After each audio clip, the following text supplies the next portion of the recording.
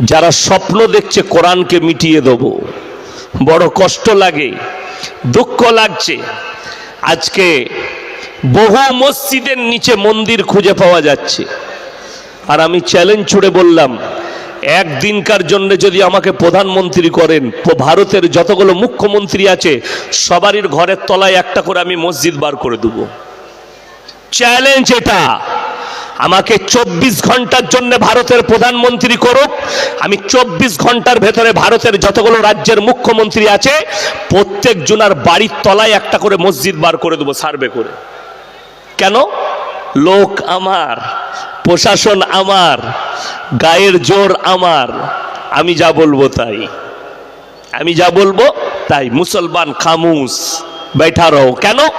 বেঈমান কাফেররা মেহনতে কামিয়াবি লাভ করেছে। আজকে পৃথিবীতে 250 কোটি মুসলমান, 47